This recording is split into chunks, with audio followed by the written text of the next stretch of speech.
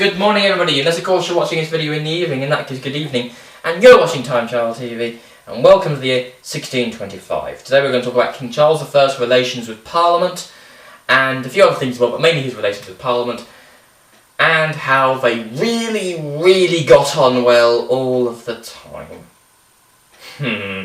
I can tell some of you are going, oh, what's he going on about? And we'll see that in a minute, because the more observant among you will notice that he didn't always get on that well. In fact, sometimes they had big arguments.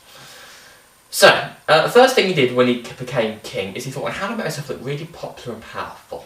He had a chat with his mate Duke of Buckingham, and he said, go to war. And Charles said, great idea! War! So, they thought, who do I go to war with? Well, they thought, Spain. They're great to go to war with. England's always going to war with Spain. He needs to go to war with Spain. So he thought, now how do I get the money? It's simple. So he went to Parliament and said, Parliament, hello. I want £1 million so I can go to war and kill some Spanish people. Now, it's important to remember that Charles was a big believer in dying like a king, so he thought, okay, God chose me to be king, so when I go to Parliament, they're all going to go, okay, God chose him to be king, so God obviously wants us to go to war with Spain, so we're going to give him £1 million, right? Wrong.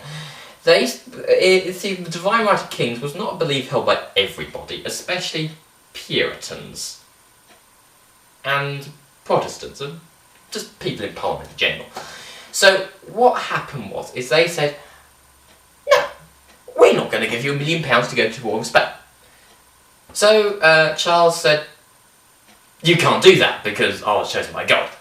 And they said, no, we're not going to let you go to war with Spain, we're not going to give you £1 million. He said, you can't do this. It's outrageous. Go home. So the Parliament of 1625 was sent away, and there goes the first Parliament. In the meantime, Charles decided to have a raid on Cadiz, and he sent the Duke of Buckingham as the main person. And here we go. To war. Not nice, not nice, not nice. Not fun. That was a bit of a fiasco, and probably because Duke of Buckingham was in charge. In fact, the Duke of Buckingham was also in charge of something called the York House Conference, which was also a massive disaster. So, in 1626, Charles had to call Parliament again, and he let Lord, Archbishop of London, call the opening statement, the opening sermon. Now, Lord was quite a, well, he was towards the Catholic end of Protestantism. He was a Protestant, but he was towards the Catholic end a little bit. So, this displeased quite a few of the Puritans, especially the people they call them the Puritan choir in Parliament. This made them a little bit disgruntled. So, what happened is that Charles said, okay, Parliament's going to love me now, because what happened is that I made all the people who were against me, I made them sheriffs so they can't sit in Parliament. I'm a genius, he said. Except not quite, because the first thing that happened when he got back was that a chap called John Eliot decided to try and impeach Buckingham. Now, Buckingham was a really great friend of Charles, and Charles said, hey, you can't do that. Buckingham is my friend. Parliament, go away! So he shut Parliament for the second time. Okay, so then we embark on something called prerogative rule in 1626, 1627. And he said, now how am I going to get money because Parliament isn't there to do taxes and things for me. So what happened, he decided to do false loans. But there was a problem, because 76 people said that their loans were not going to be enforced upon them. The king said, you can't do that. I'm cross with you. So he sent him to prison. Then there was something called the Five Knights case, which was a case to do with 5 knights and these false loans that they would not pay.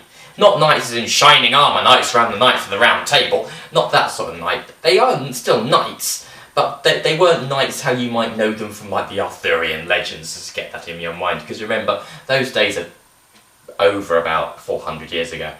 Actually, no, probably more like 200 years ago. But you can get the idea, Anyway, they went to court and the judge sided with the king and they were imprisoned. So then the king said, okay, what we're going to do, we're going to team up with the United Provinces. They're called Holland now, or Netherlands, or whatever you want, and raid La Rochelle in France. So he sent Buckingham to do it. So as you can tell, this is going to go really well. To war with France this time. Not nice. That was not nice. Not nice at all. Yeah, Buckingham was in charge again. So as you can tell, it went terribly. Because if you want anything done like at all, don't ask Buckingham to do it. I mean, literally, he is absolutely terrible. I mean, if he lived nowadays, you'd send him out to get a packet of biscuits, and you'd come back. It was like, they didn't have any biscuits, but I bought some matches instead. I mean, what?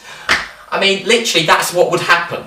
The problem with La Rochelle is that they put the siege ladders up against the walls to try and siege it, and they were 15 feet too short, so they got to the top and they thought, I can't reach them, this is so terrible. So people are getting pretty miffed with Buckingham at the moment. So somebody decided to kill him. And I don't blame them. I wouldn't have killed him personally, but to be honest, by this stage, I would have been so cross that I probably would have killed him personally. Anyway, so Charles was pretty miffed with this, because he loved Buckingham. He thought he was a great guy. They were like, that's the king, that's Buckingham. Anyway, so he got really sad, but then he thought, okay, time for the 1628 Parliament, the third one. And they had a lot of problems with Buckingham. So he basically went in and said, guys, remember that you hated me? Well, now Buckingham's gone, you're gonna love me! And Parliament went, yeah, right, read this. And a chap, the John Eliot we already discussed, gave him something called the Petition of Rights. And basically, King Charles read, no impeachment without trial. I don't like the sound of that. And then they said, hang on, no taxation without parliamentary consent. What? There were no forced loans. You can't. Whoa! And this was really terrible. And the king went, oh my God! What's happening? And he got really stressed out and he thought, oh help, this never happened under King James. Help, they probably jumped around like this. Go home, he said. So he sent Parliament home for the third time in his 3-year reign. Oh my God.